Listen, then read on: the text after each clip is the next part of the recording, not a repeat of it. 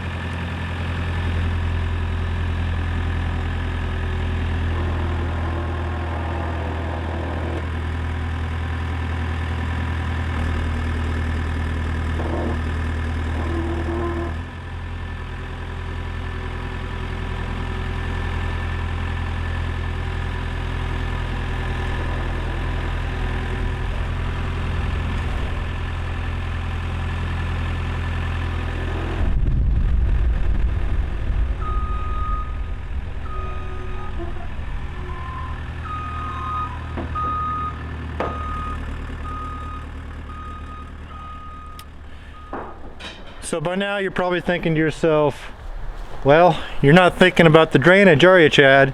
Well, in fact I am. You'll notice that I got the high end on each roof filtering all the water back to the center. Well, I'm going to I did that on purpose, of course. All the water is going to flow back to the middle, where I'm going to have sort of a trough in the roof, or a valley would be the technical term for roofing, and it's going to flow off the backside into the tanks that I picked up. You'll probably recall when I found those free tanks off of Facebook Marketplace. Well, those, not all of them, but some of them are going to go back behind here and be water collection. Here we are up on the roof. Time to go ahead and get this roof framed up, and then we're going to set the center posts and put another beam across the center like that, where these are going to be resting their weight on. Then we're going to get the other rafters that are going to go halfway to the beam, two different sets. You see down here those 2x6s. We're going to use those, and they're going to go to the first beam, which doesn't exist yet, and then to the next beam. So it'll be like two parts, except for these three boards here that are going to be basically tying everything together.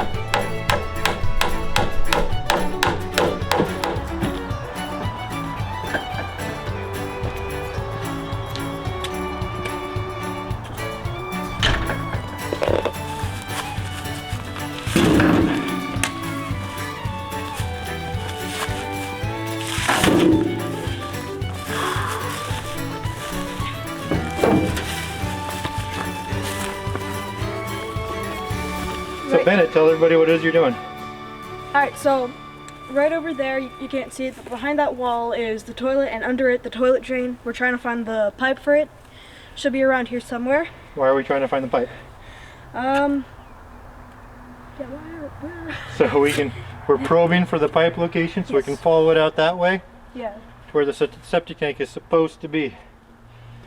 I'll believe it when I see it. Where else? Don't tell me I hit another rock. You're gonna have to go much deeper. Yeah, but I probably hit another rock. Concrete?